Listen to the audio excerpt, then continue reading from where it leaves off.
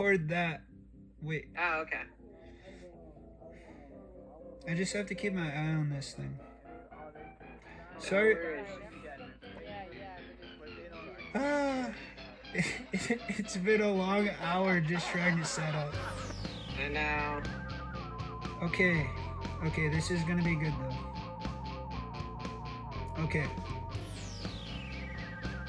Okay, so fresher. Okay. I need to breathe real quick because I've not. That was a lot. Yeah. Hold on, let me. Yeah.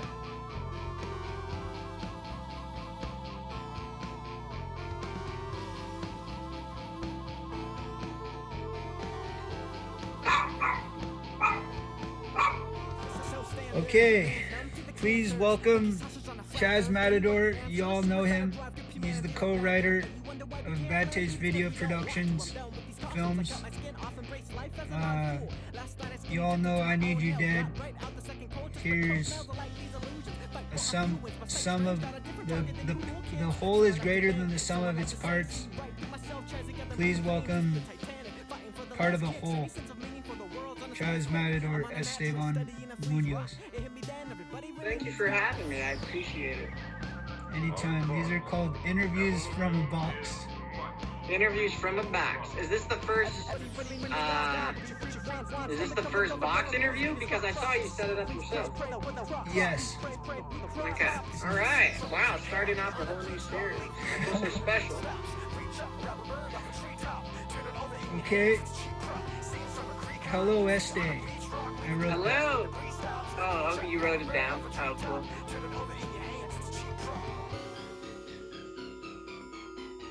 Roll with my tones of voice, because I haven't had much sleep, but just roll with my weird sub-manic energies right now.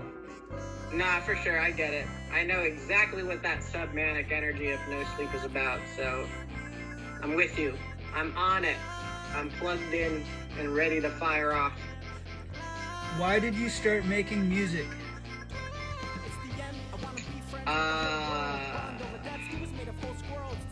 Honestly, I just had to. And it's funny, I don't know, it's hard for me to accept my musical anything, my accomplishments, my musical abilities, my musical instincts. But really, in the get-go, it was just like, I was just writing. Like, I just had to write my feelings into a rap song. And it really was like, I don't know, man. I have a hard time integrating my musicality into, like, value for myself. But the truth is, it's been the most organic, consistent. It's been among the most consistent organic mediums that I've expressed myself in. And, you know, I've been actually making beats, so I do feel like it's getting deeper. I recently bought a bass, but, you know, that's the answer. And I had to make music. Because I just wanted to preface this with, first and foremost, I've heard this from you, that your main trade or skill, or not skill, but enjoyment, love, passion, is writing. Yeah, I mean, honestly, man, I don't even know how true. I think what it is, I just love creativity. I just truly love self-expression in any form. I love acting. I love music. I just love being creative. I love just making stuff. I don't know. But also, yeah, I have like a little bit more unique of a penchant for words than, say, visuals. But yeah, just generally, I just love being creative. The reason I said that is because I don't want to put you in a box while we interview you from the box, but it's okay. But I put myself in a box too. It's fun. It's hard not to in this capitalistic world, in this late stage capitalist bullshit. But no, I get it. So this is a musical interview. There's many other interviews to come, writing, acting, just being a person, all that stuff. Dude, that's the biggest piece of art there is, man. So, Being a person.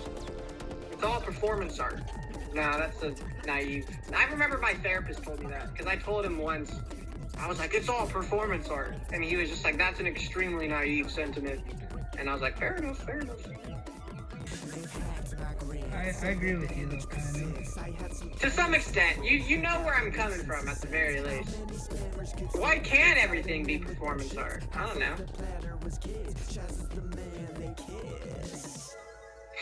Okay. This is, oh man. Cut, not really. We're gonna keep this little part right here where I'm just like. We gotta keep it raw, dude. Where I feel like I'm melting down, honestly. But okay, this is an interview about music. Esteban is more than a musician, but I'm gonna ask him musical things. Yeah, that's totally fine, man. So. I'm down for that. Okay. What did you start making music on? Just my laptop. I was 18, and I was just, I downloaded an MF Doom beat, and I was just listening to the beat on Logic. I had, like, looped it, and I was just writing, dude. I was writing to save my soul. That's how it felt.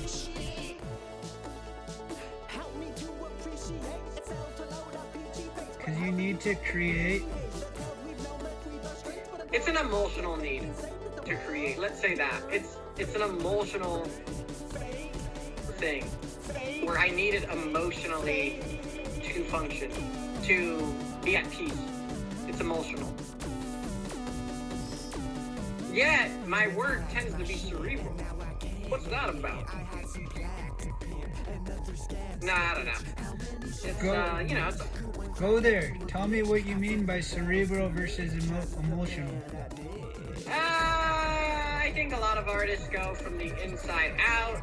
I kind of find myself writing from the outside in a lot of the time. By the way, emotion, not emotion? Or are you... See? I guess what's the difference? No, I know.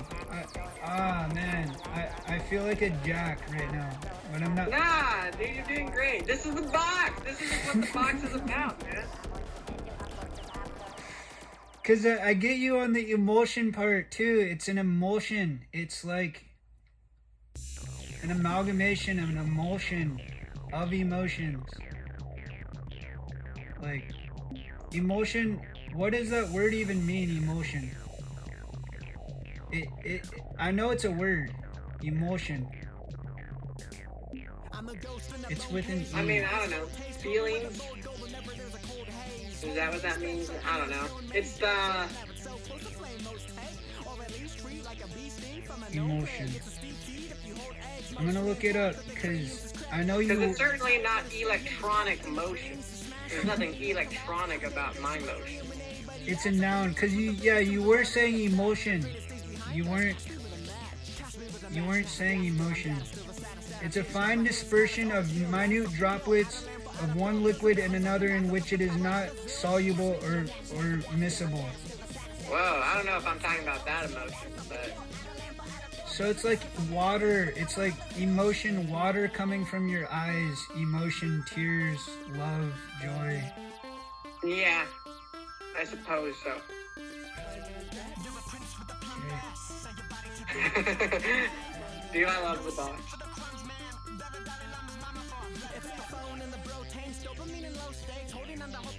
Okay. When did you start making music? I wrote my first rap when I was 10 because people would give me attention if I would recite it, and I liked the attention. And then I did some various things in high school that were like school projects, like, can you explain to me this lesson back, but in a creative project? And there's a couple times where I did that with the rap. And even then, I remember getting off on sharing very personal things to a large audience, and just really getting off on people's reaction. But in terms of like really seriously starting to do it, it was I was like 18, 19. When I moved to Portland, it was Portland that got the gears rolling. You mentioned you started on your laptop. How did you start making music? Yes. Should I wear goggles during this? It's up to you. I'll let you make the call. Yes, but you take them off whenever you want. Okay. Yeah. Give me one sec. Now we're even more in the Matrix. God. Oh yeah, dude. All right. So, it's like pressing against my forehead skin in a funny way. It looks like I'm mad, but I'm not. It's just like a tight squeeze. Anyways, damn, I look like an alien, dude. Yeah. Okay, how did I start making music? Was that your question? Yes, sir. Dude, I look insane. I might trick it off.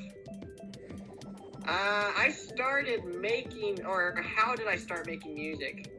I mean, it was just I had fucking Logic on my laptop, and I was recording into the computer microphone. I had like that little understanding of music production, where I was straight up just like shouting into my computer at night with my raps. And then I had met some people at various things that like had like more music equipment, like mics. Like this one kid, his name was Darius. Shout out Darius. But yeah, his dad was like a music guy, so he had like a little studio. And I remember meeting him at like Portland Community Media thing. And then we hit it off, and then he invited me over to record some songs, and I kind of learned from there. And then from then I got like my own mic, and I had like some idea of like what making music was about, and yes, that is how I did it. Shout out to Darius, because it was who with? Who were some of the people you were making music with? I mean, dude, at the very start, it was literally just me. I guess you could say I was making music with whatever artists that I was ripping off in terms of their instrumentals. So, I don't know, I was making music with Doom, I was making music with,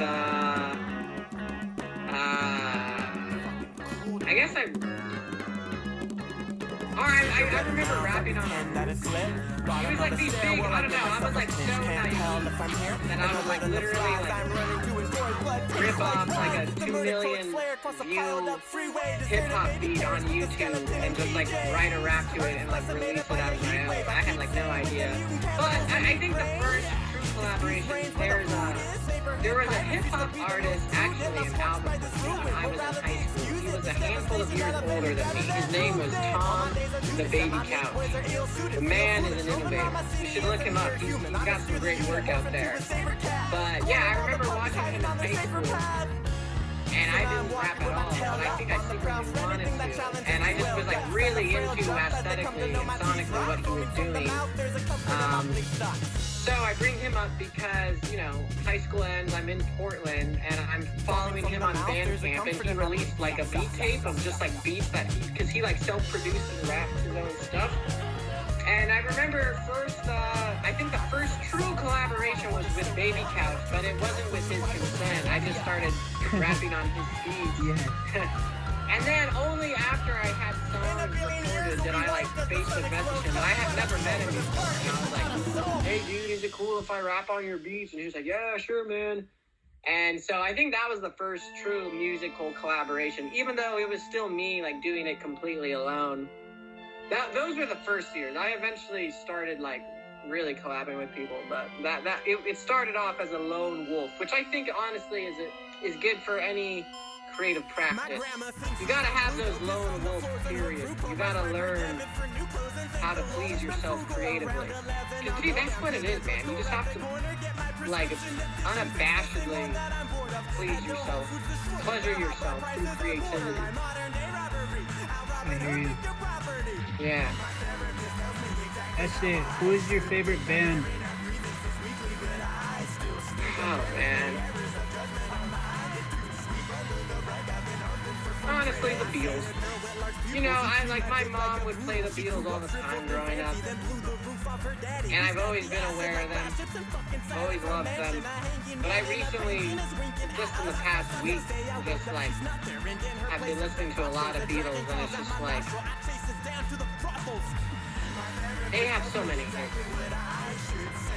It's just, I don't know, I just love the Beatles. And I get it, like, you know, do I think they're the greatest band ever? No. But they're my favorite. Outside of that, a little bit more, I think honestly my two favorite bands of all time are the Beatles and Deftones. And I really think my beats are literally just those two things combined. The Beatles and Deftones. Love and passion. Love and passion, melody and eccentricity,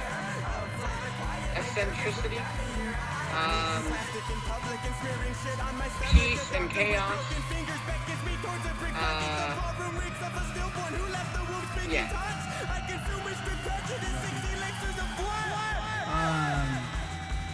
Who is your favorite individual act?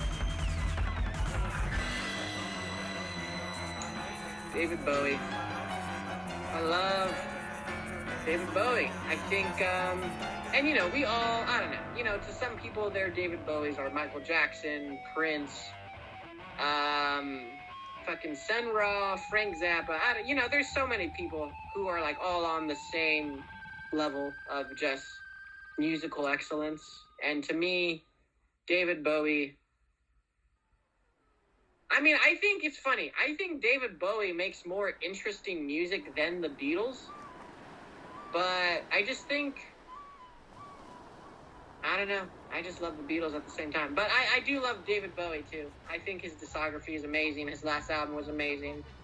That's the one I was singing when you were trying to figure this out. I can't give everything away. Like, that's David Bowie's final song that he shared 2 days before his death. And it was like haunting. It's haunting, man. So David Bowie. That's when he has the rest in peace. That's when he has the like the bandages over his head. Yeah, the Black Star album. Yeah. But dude, his whole discography, man. I mean, well, not his whole discography. He had some thuds or duds, I guess, in the 80s, 90s too. But I mean, man, come on, 70s, he was on top. Who is your favorite two-person duo?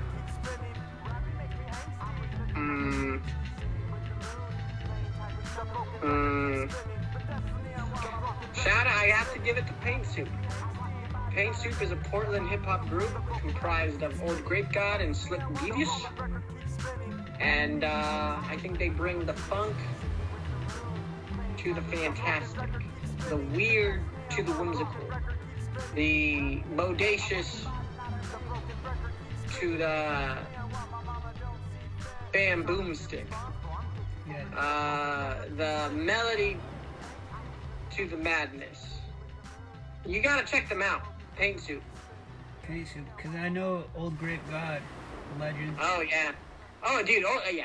No, he is. But you gotta check out Slick Devious, because Slick Devious in his own right has his own legacy. And they both have a hip-hop group called Paint Soup. They put out 2 albums. They're about to release a 3rd one.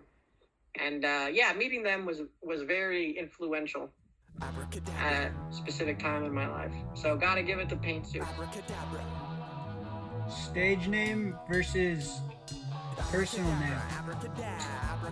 You know, honestly, the whole Chaz Matador, yeah, it's fine. It's something to put under my music. But, Esteban. My name is Esteban. I would like to be referred to as Esteban. I don't want to be referred to as Chaz. I mean, I guess in a fan way, it doesn't matter. Like, if I just got a bunch of fans that, like, wanted to call me Chaz, I guess that's fine. But, in terms of my actual friendships, my real relationships with people, Esteban, for sure. What are some things that Chaz is that Esteban isn't, or the other way around?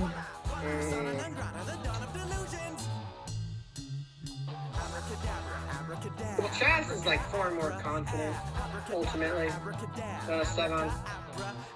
Chaz isn't weighed down by his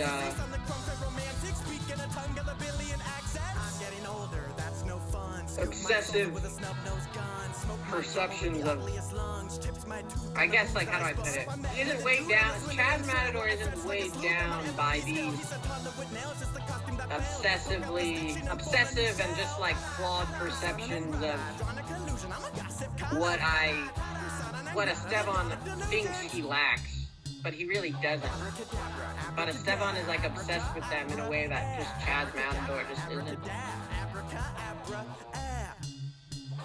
So, what's the fatal flaw of being a musician? Of being Chaz Matador, what's the fatal flaw? Oh, God. The fatal flaw of being Chaz Matador? You're probably not going to make any money from it. And that's less Chaz Matador's abilities or transcendent potential. And that's just more of the goddamn culture that that we all happen to wake up in. It's very hard to make money off of music. That's why I'm making money off of writing. That's why I say, like, oh, writing is a professional thing. But music is it's the boundless to me. What do you So in some ways, maybe it's good to not make money off of it. Yeah, Chaz doesn't have any freaking flaws, man. Chaz is superhero. Yeah, I think so. I think I'm warming up to that. I need a superhero. Just generally, it might as well be Chaz Matador. What do you consider success? What do I consider success? Honestly, just something as simple as a consistent, as just an extremely consistent creative practice, where you're just in it. You have a creative practice, and you're putting things out and you're showing it to people, whether that be thousands of people, millions of people, or 5 people. I think the true success is in knowing how to get out of your way enough to where you can just play. That's the truest success. I think, obviously, under late stage capitalism, make money. You gotta make money, and making money. But ultimately, I don't actually believe in that. But we're all forced to either embrace or reject that notion. What's a song? It's just a period of time with sound. It's just time. It's just it's just a snapshot. It's a journal entry, basically. Do you like mixing? Yeah. By the way, I have to say this because I sound like a jack right now. But what do you mean by that? Do you mean jack? I'm like so abrasive. I'm trying not to be so. Anyways. You're gonna get a lot of like this like rah right now, but just know that it's not the interview, it's me. I understand. You're doing great. I'm having a good time. So I'm sorry to cut you off. Do you like mixing? I do. Because a lot of really important creative decisions are made during mixing. And I'm not great at mixing. Honestly, I'm probably not even good. But I enjoy doing it. Yeah, I don't know. To me, I don't see how an artist couldn't enjoy mixing, because really important creative decisions about what a song even is made during mixing. So if you love writing songs, then just kind of by nature, I would imagine you would to some extent, at least care about how something's being mixed. Mixing, the way instruments are set up in a 3D space, panning, Yeah. Reverb, to get like Yeah. Oh, I didn't mean to cut you off. Sorry. no. But oh, sorry. I don't know if you're continuing or not. No. I guess what I do, I only want to interject here because I think that's why I like mixing. Because I think mixing is visual. It's like what you said with the 3 dimensions. It is sound in a 3-dimensional space, and so I have fun with it because I can visualize music, and I don't mean like in a synesthesia, like I don't see color or anything like that, but I can see a landscape, and it is important to me like how loud or how soft or just like what texture these sounds are because it's visual. You're creating a landscape, so yeah, it's extremely fun because you're creating a world. Do you like A little city. Do you like mastering? Like compression? I mean, I like how it sounds after the fact. To be honest, I don't know how to master in any way. I just use either, all my stuff has either been mastered by someone else or I've just used like the online AI master things, which you can get away with using AI master programs because, yes, you can affect still like the landscape obviously with mastering, but not to the same level that you do in like the mixing phase. So usually I don't master it just because it's like, I don't know, all the big decisions were made previous to that stage. But you can still do a lot with mastering, obviously. No, I'm with you in that boat. I believe mastering is like an editor. Like, it's good to have an outside ear. Mastering to me means like catching the peaks that are clipping, compression, just smoothing it out. yeah. For sure. When do you know if something's better left for a collaborator? Say that one more time, I'm sorry. When do you know if something is better left for a collaborator rather than you doing it yourself? That's a great question. I would say when I don't have a strong enough opinion. Or if someone is clearly more excited about that thing than I am.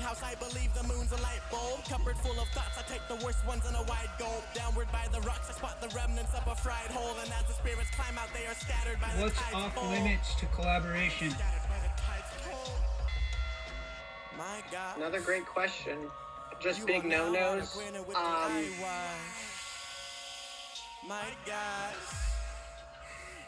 I mean, honestly, just like whatever is off limits in any relationship, generally speaking, which is just like, I don't know, being mean,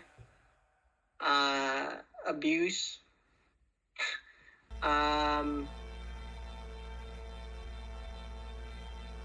possessiveness, I don't know, just like, I would say just generally anything that is off limits in an actual relationship is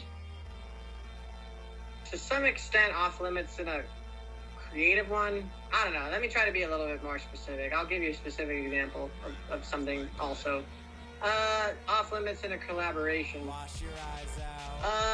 Honestly, not doing what you say you're gonna do. That's the thing. You gotta be dependable. And that's, I was thinking about this today, but like, I've managed to surround myself with creative and dependable people. Because not everyone who's creative is dependable. And that's important.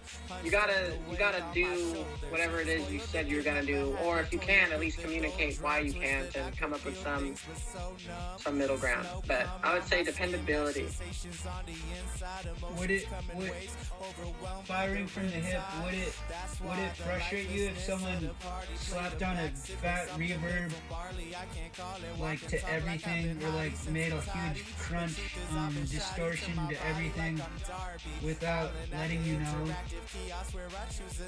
Yeah, I mean, generally speaking, any big creative decision like that, if it's just like snuck by me and like I'm not even invited in the conversation, yeah, that is a problem.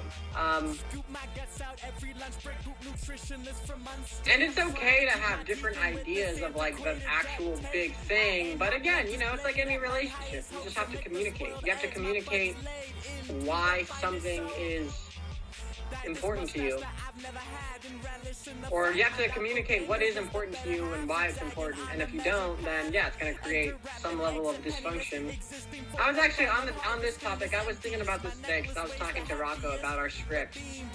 I kind of think, honest, in terms of, it's just, this is like more like a side note, like an observation between me and Rocco.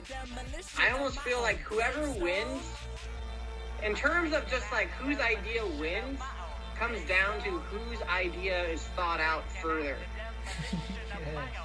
Whose idea, who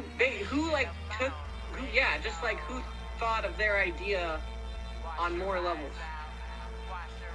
Generally speaking, that's the idea that wins, even if it's not the right one. So that's why it's important for you to like really think like, why do I want to make this decision? Which I think is another aspect of collaboration, which is nice, because you do have to explain yourself sometimes. Whereas like in my own stuff, I'm just like, oh, I just like that, so I'm just gonna do it. And there is like, you know, obviously a brilliance in the instinct of that. But I don't know, collaboration, at least in a healthy back and forth where both people are challenging each other and not letting things slide, you do have to think like about these things that maybe normally you would take for granted. It's like, oh, why do I actually think that is a good decision versus this other decision? And I think that's valuable. Like the philosophy of, let's just turn the bass up all the way, and then they'll be like, wait, why is the bass? And then you'll think about it, you'll be like, because the bass is what you feel. The bass is what makes you feel. Like, you can physically feel the bass.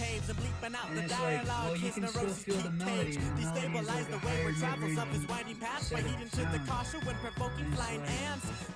And I could see that conversation influencing the art in a better way, because you both are thinking it through more, rather than just like a one answer, like, yeah, the bass you feel, but yeah, the melody you feel. Yeah, exactly. And it's like what you're talking about with mixing. It's like you're creating a landscape. You're creating, it's like a script. It's like, you know, instead of individual instruments, you have individual characters and scenes and bits of dialogue. But like ultimately, like ideally, you know, it's the cohesive thing. It's just like, what does this all lead to? What's the whole? And so, yeah, I mean, a lot of ideas that I love, and say like the scripts me and Rocco are working on, they worked in a vacuum. They work like as ideas in of themselves, but when you think about them in a broader context, in a bigger context, and this is something that I honestly think Rocco has, you know, I think I had to learn a little bit more from Rocco in terms of how to even think like this. But yeah, I mean, just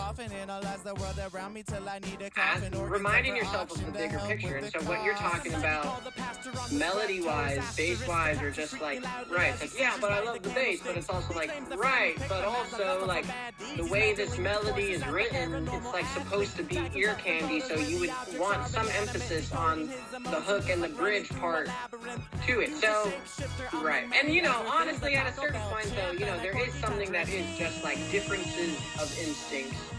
And two people can just, on a fundamental level, value different things. And, you know, what do you do after that? I don't know. Typically, someone does have to compromise in a way that, you know, someone typically has to compromise a little bit more. However, I found that, at least between me and Rocco, like, there are bigger things that I've had to compromise on. But then I think there are equal amount of other bigger things that he's maybe had to compromise on. And so, even if you do have to compromise what it is you like, hopefully it's still like in terms of like all the decisions, because in a feature-length script, even in a song or two or an album, like there's an infinite amount of decisions you can make. There's an infinite amount of considerations behind those decisions. And so, there's never a shortage of decisions to make. And so, hopefully the mix of compromises even. Let me be an ego dipper real quick. Did you guys compromise over casting me?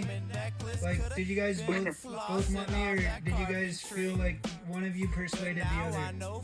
I mean, to be completely honest, we talk about casting at this point. We've talked about casting maybe like 7% of the time. We don't really talk about casting, at least at this point, because we're still just worried about. I Need You Dead. I'm talking about the past. Oh. No. I'm not trying to ego dip in that, dude. I respect you guys. I just meant for the. So you're asking. What's your question? I'm happy to answer it. You just need to remind me. Was one of you like, oh yeah, Nico's alright, but I like this guy better, and then one of you guys was like, no, but if you look at this about Nico, ego dip. And then did one of you convince the other to cast me, ego dip? No, honestly. Well, here's how it happened. I don't think we all had to convince ourselves at the same time. But I don't. We had to. Okay. Ultimately, you got casted, and we loved your audition tape. But we also saw your casting as a risk. It was a risk. Yes. Because you literally didn't do the line. You only did 1/3 of the actual thing we told you to do. And so, I think there was a collective concern of, will this guy be able to follow direction?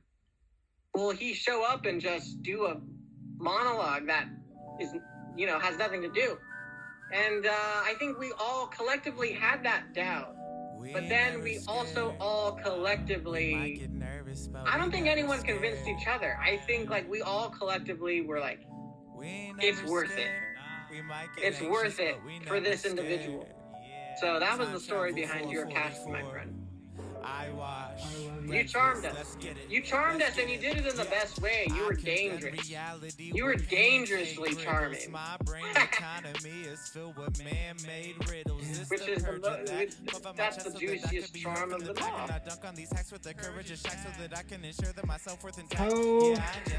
Thank you. I love you. Thank you. How long does it? Someone you love working. No, notable artists you've worked with. I mean, dude, I think, I don't know, man. I feel like most artists I've worked with have been notable. I think, I loved doing my scenes with you, man. You honestly were my favorite scene partner on I Need You Dead. And I think what I really appreciated about you, and I think that you did this more than anyone else that I acted with in a scene, was you both sought and were able to accomplish a new version of a scene every take. You went out of your way to find a new way to say something, to find a new moment. And you did. You were able to find new moments in every take. And I thought, and I guess I just really responded to that. And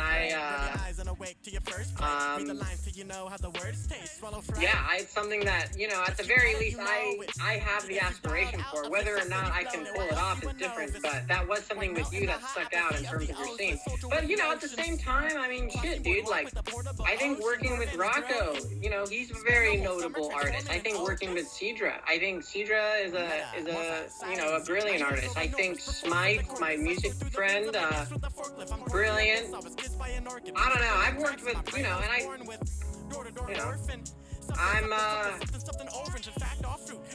Is it hard not to befriend your collaborators? I feel like most of my collaborators are friends. It's almost harder for me not to want to befriend a collaborator. It would be harder for me to. I want all collaborations to be friends. Because ultimately, the way I feel about collaboration is like, this is all an excuse to just hang out. Like, yes, like we're trying to do this thing. Yes, we're trying to blah, blah, blah, get out, like, or I don't know, have a name for whatever. We're all trying to chase this, like, flawed Prometheus dream under late stage capitalism. But beyond that, it's also just an excuse to hang out with people. So, I made a beat where my DVD skips. I love you. I have not been around the film scene much, but you're the most animated cartoon-like actor I know, hands down. I appreciate that. Thank you very much. Before Jim Carrey got all serious and stopped thinking that he was, I don't know, he went to, I don't want to freaking throw my guy under a bus. I just think he got a little bit too serious. You think so? Dude, I think he hasn't been, he's never been funnier than he is now. I think, because he definitely went to a spiritual level, and I understand, and maybe he was like, okay, those things like going out of a rhino's butt, which is my favorite scene. Dude, we should watch that movie together. I do love Ace Ventura, man. Me too. They wanna ask me. But yeah, anyways, he's spiritual. He's even more funny, yes, on a spiritual level. I'm a sucker for cartoony. Okay. So, what's your question? Or is it an observation? Jim Carrey now is more funny, or Jim Carrey was funnier back in the day? Well, I haven't seen the new Sonic movie, and my brother tells me that his performance as the villain in the Sonic movie is really, really good. I haven't seen that. So, you know, generally I would pick I would do 90s Jim Carrey. Because that is, you know, that's the best. You got The Mask. You got Dumb and Dumber. You got Liar Liar. You got fucking The Truman Show. You got fucking Man on the Moon. You have The Mask. You have Ace Ventura. I mean, dude, in 1994, he released The Mask, Dumb and Dumber, and Ace Ventura. Literally all three of those movies came out in 1 year. So it's just like, I don't know, man, you know, like that, it's a ridiculous amount of just screen charisma, screen power, screen comedy, manic genius. I think Jim Carrey, I love Jim Carrey. It's offensive when people don't like him. So I would say 90s Jim Carrey, but I'm open to, you know, Sonic Jim Carrey. We should watch it together. I'm in a sober house, so I don't get much time out, but let's watch. Yeah, absolutely. Someone you love working with. Like love. Honestly, Rocco. Truly, I really do. I think what I love about it is, I mean, I think we get things done very well together, just in a pragmatic sense. But I like,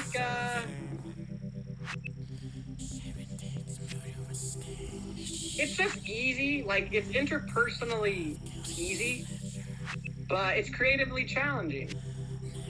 And it's creatively challenging because we have different value systems of art. However, you know, there are certain things that as people bond us. I think we both love humor. I think we both have a love for depth psychology. And I think we both get off on intense intimacy between people. So for all those reasons, I do love, I love working with Rocco. Someone you wouldn't mind working with. that I wouldn't mind. All right, I'll try to think of like an artist in town who I haven't worked with. You know, there's an artist that I met through my friend Katie. He made a movie called Silent Monologue. His name is Curtis. It'd be fun to make a movie with him because I know where he's coming from movie-wise. And yeah, I agree. I think we just have similar movie tastes. And I can just tell that, you know, he truly loves film. And he's got a wacky sense of humor, but he isn't afraid to get dramatic. And with that same token, I also like his friend Jesse. It would be fun to work with those two. Favorite thing to do between songs? Between songs? Like, performing-wise, or... Oh, yeah. Performing, both. In between performing songs and then in between writing songs. Writing? Okay. In terms of performing, it's like jokes. I love saying jokes.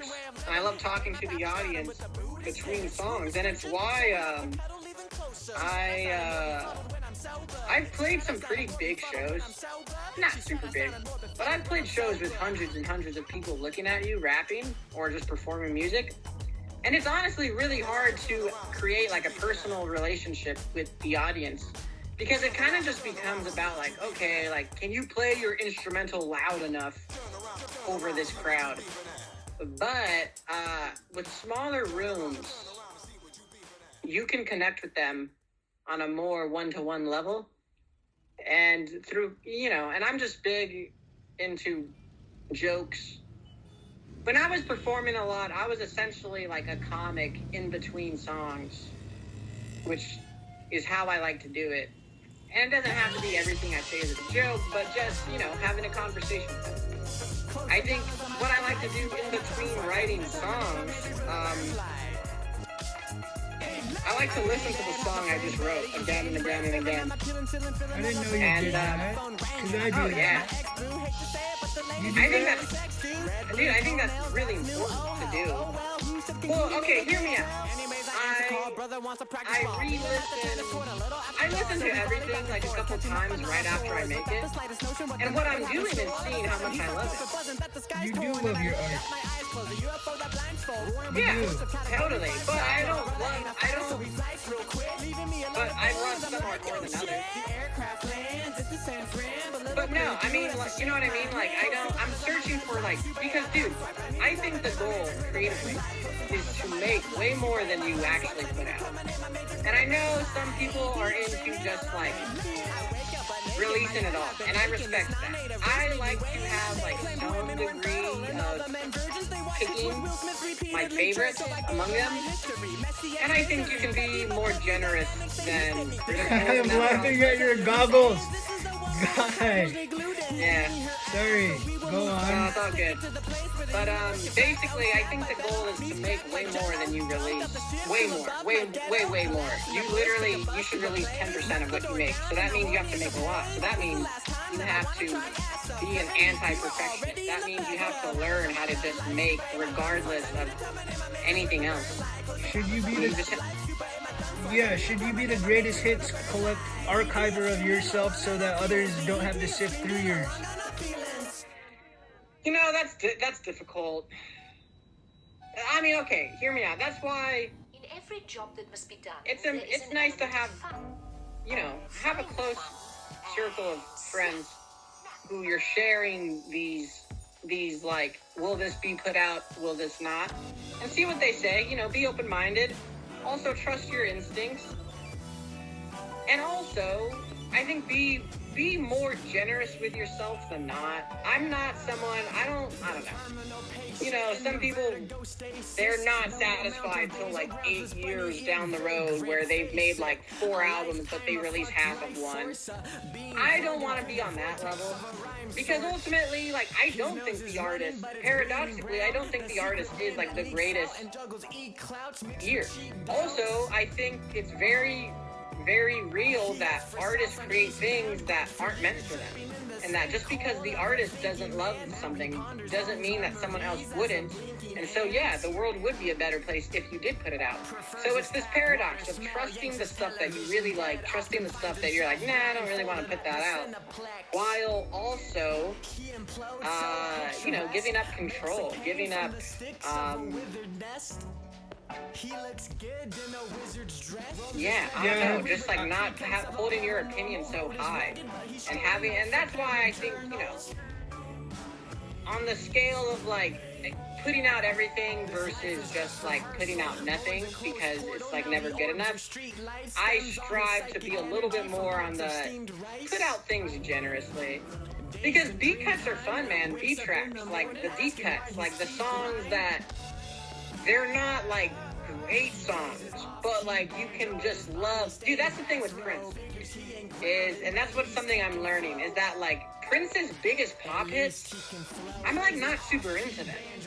Like his big hits, there's like a couple of them that are like, yeah, this is great, but a lot of them I'm like honestly not into, and it's why I didn't really like Prince for a while.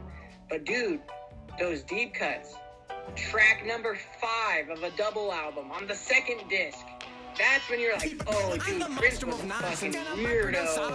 He was weirdo. And like, so, I think you can, in some ways, I think you can learn more about an artist in the throwaway tracks than like the super curated perfect ones. And I think there's ultimately also, too, just a philosophy of life, I don't know. Share more. I love you. I've got 2 friends.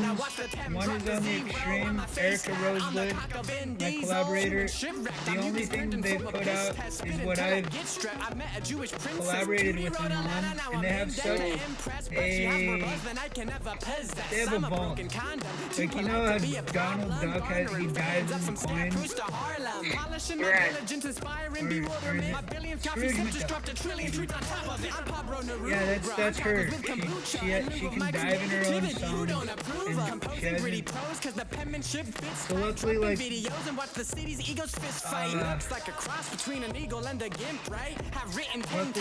knows her through the song that I've been lucky enough to collaborate with her.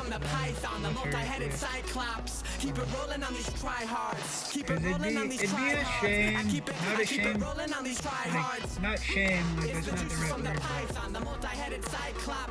word, like you said, there's artists who, like, there's probably like another Michael Jackson, there's probably another Prince out here in the world that's just like, oh yeah.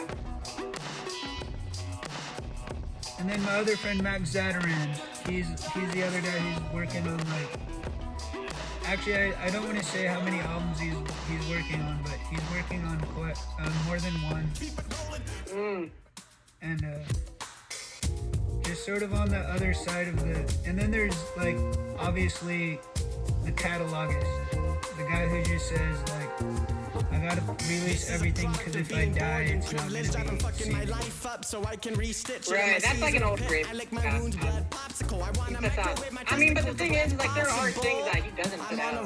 Because I've, like, he shows me them. Like, I've heard a lot of unreleased Grave God songs, which is crazy because he literally has, he's released hundreds and hundreds. So, it's insane. What's your baby that you're not gonna release? How many babies do you have? Oh God. I mean, let's see here. I'm just gonna open up my thing. Let's just say, okay, let's just say musically, because I know that was the focus of this interview.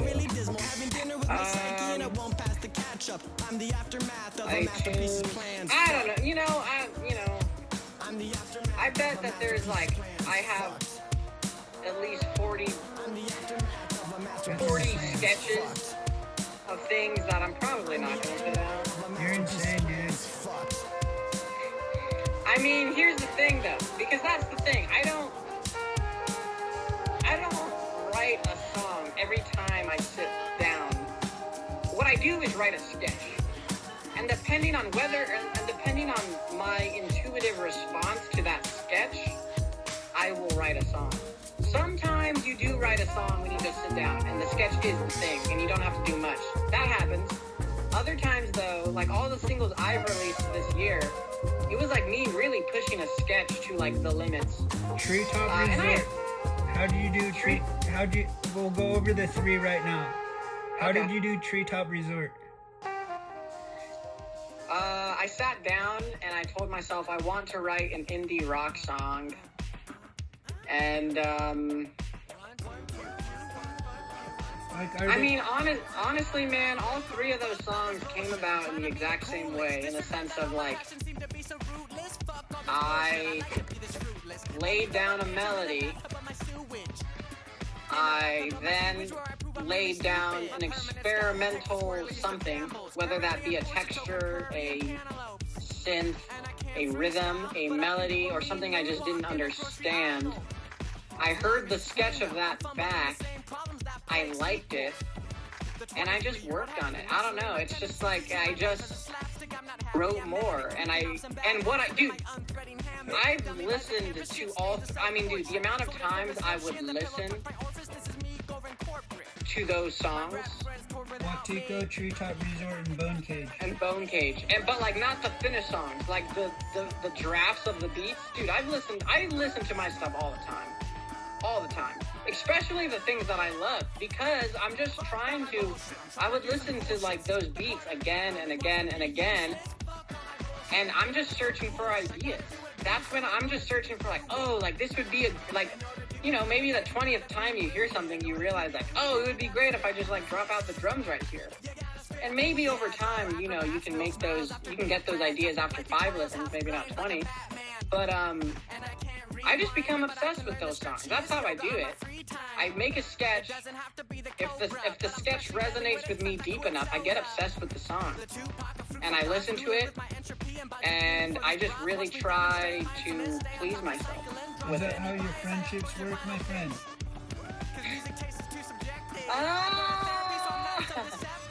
No, I honestly think I'm not as obsessive with friendships as I am with my creative stuff.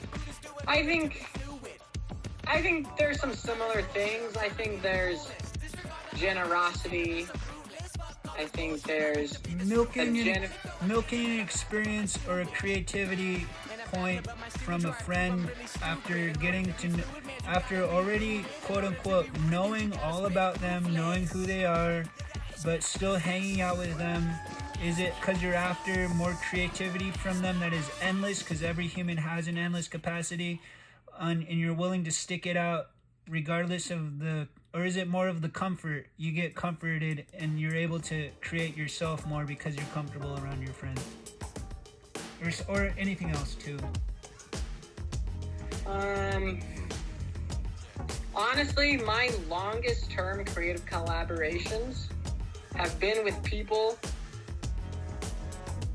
who actively challenge themselves.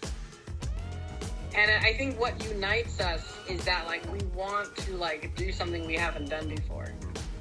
My longest standing collaborations, and I guess specifically I'm thinking of me and Rocco, is because I've had other collaborations with kind of what you're talking about, of like we're friends, it's comfortable, we have fun together.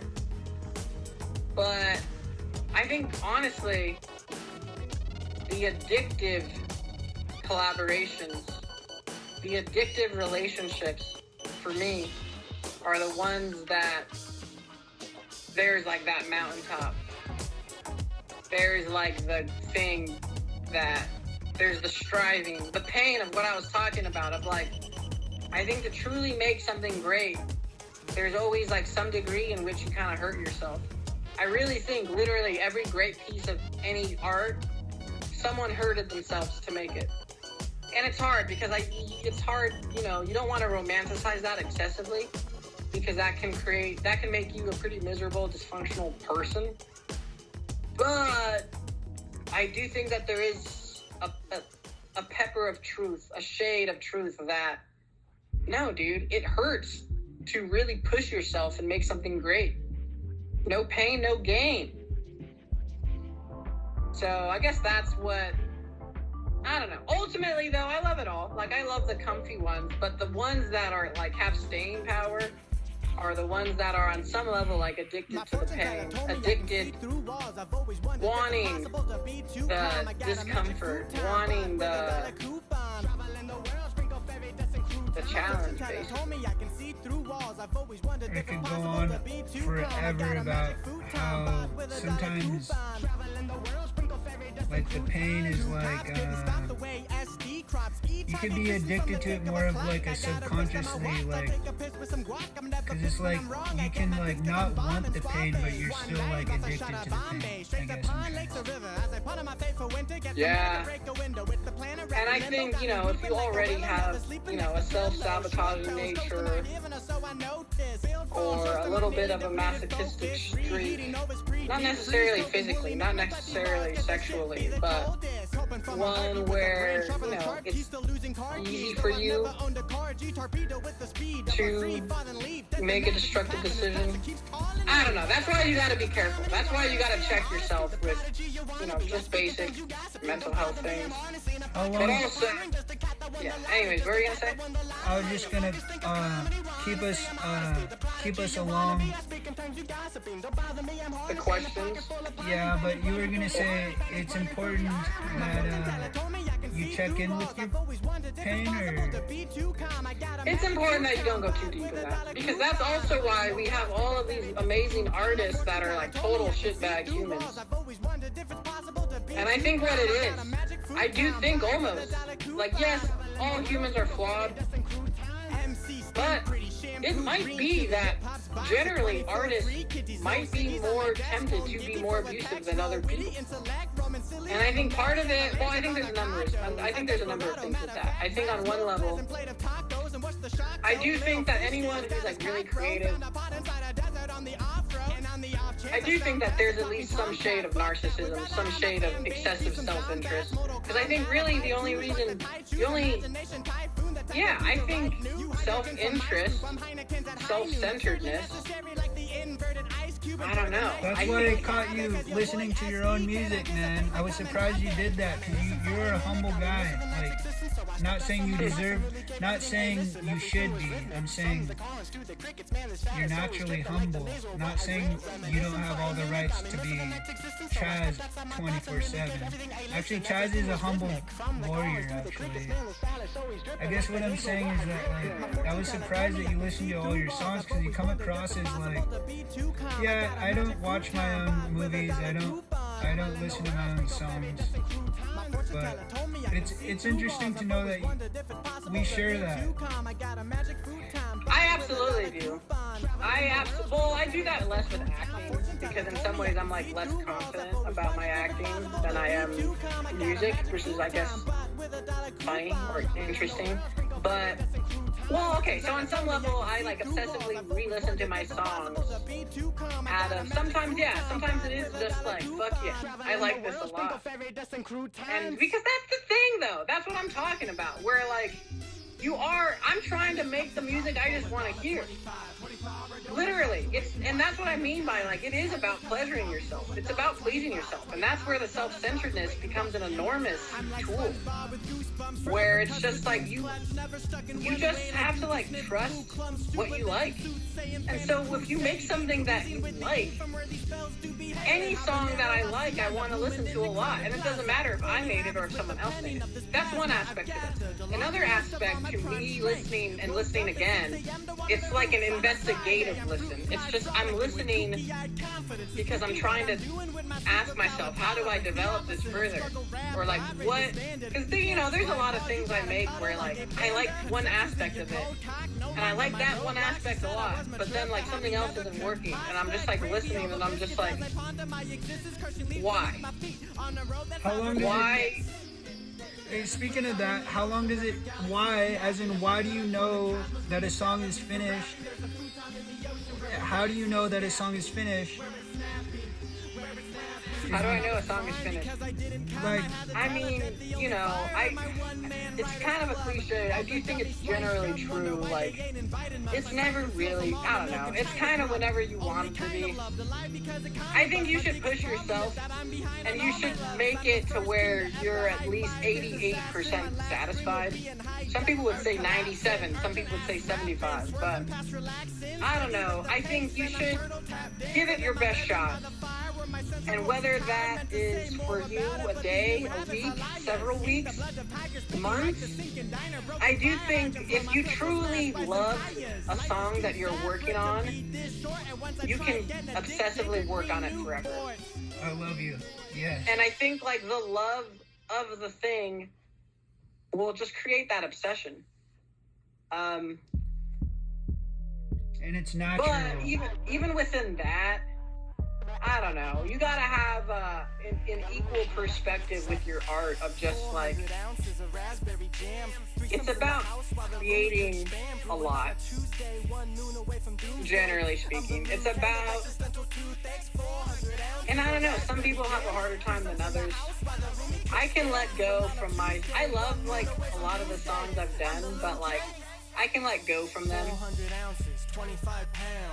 I can detach from them pretty easily on some level too, where, because honestly, the funnest thing is to sit down and try to make something from scratch.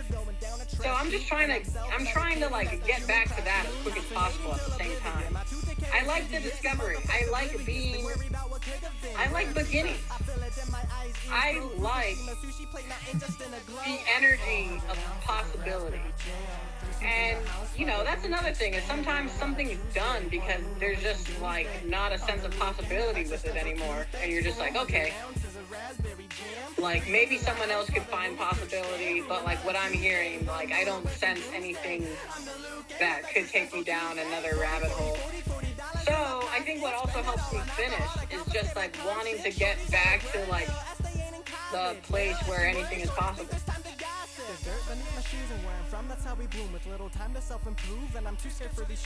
But also, you know, I can also very much find myself starting a new idea too often versus finishing or developing something that I've already done. And I'm having, it's difficult. I don't know how to, I think that's my number one question for any artist. And I'm curious with that for you, Nico. If you want to answer, when do you know, or how do you decide when to develop and finish something? And let's just say develop. You don't even have to finish, but how do you know when to go back on something you've already started and develop it further versus starting something new from scratch, opening up your DAW and just like doing something new? How do you divide that? What stage of that process do you find yourself at most frequently? I cheated. I gave myself permission to obsess over one song for the rest of my life. It's called Blacklight. There's multiple renditions of the same song. I remix it over and over again throughout the stages of my life. I cheated. Holy shit, is this released on your, it is released on your Bandcamp, right? Spotify's and SoundCloud. I just came out with the new one on SoundCloud today. Okay, so you've been remixing and re-releasing the same song again and again and again? Yes. How often do you, is it only you're remixing it, or are you adding new parts to it? Remix and add parts. I start with the backbone. The backbone has to be the same, because the backbone was a night that I spent with Erica Rosewood. We did a glass of wine each, or maybe two. We did some, this is back in the day, I'm talking in my sober house, but we were smoking marijuana, we did Adderall, and it was just one of the most magical nights where we sat down and we made a house beat. And it's a backbone because it's minimal, as in it's not crowded. And the original backbone is called Blacklight from Islander. The Islander is the album I came out with in 2019. And yeah, I've remixed it. I added words to it and blah blah blah. But yes, that's a song that I'll give myself permission to always come back to it. Damn, dude. That is dedication. And what an interesting... That's very interesting. That's a philosophical approach. That, to me, I like that because you're like asking more questions than answering them by that process, I feel like. Where like, cause I don't know, I guess when you tell me that, I think about memory. I think about how, you know, you have an experience and throughout your life, it means different things to you. And you can almost measure your growth by how different your interpretations of something is. So it's almost like you're like tackling the question of memory through music. I don't know, I guess that's what I assume. That's what I take from that process. I think I have to go, buddy. I'm sorry. I'm down for like 5 or 7 more minutes. Basically, I have to make dinner with Cedra. But I'm down to do like a part 2. Yes. I'm sorry. Yes. We can transition. But wait, I mean, we have like 5 or 7 more. I don't want to just do a hard cut. Spinning in the talent like ambitious don't matter. Whistle for the third drink, solidify the pattern. Gonna watch the upper later plan on getting Lil Hammer. Dog living through me, see my brain melting. But anyways, that's really dope, and I do want to check. I'm gonna, because I have listened to that, but I haven't listened to that knowing that. What song do you want sung it on your deathbed? Honestly, there's one song and one song only. And the walls can talk Life of Illusion by Joe Walsh. Have you heard that song? You should listen to it, and it's just like that's the song I want played at my funeral. I just think it sums everything up that I would say. It's like the one song that I wish if I could write any song, it would have been this one. You gotta listen to it. It's called Life of Illusion by Joe Walsh. Here, I'll even send you the link, bro, because I just love this song so much. Hell yeah. Okay, we'll end it on a riddle. Okay. Oh god, I'm not good with riddles. Why did the chicken cross the roads? Can you?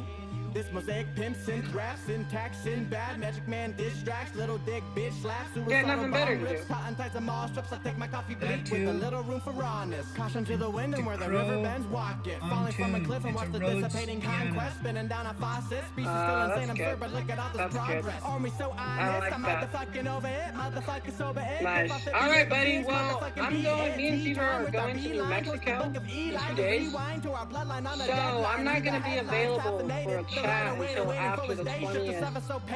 Just a heads up. But I did have a good time talking with you. And let's continue this conversation, this interview, and we should also do a filmed interview where you're the subject. Because the last one was gold. It's a shame that it didn't work out. I love you, because think about this question next time, which is, Okay. what is traditional folk music? Oh god. Okay, I'll think about that question. Sure. I don't have the answer right now, but I'll think about it. Alright, man. Well, have a great time. It was awesome catching up with you. I hope you have a great rest of your night and that you can get some sleep. Hey, have a good New Mexico trip. Thank you. Will do. Alright, later, buddy. Bye. See you, man. Bye.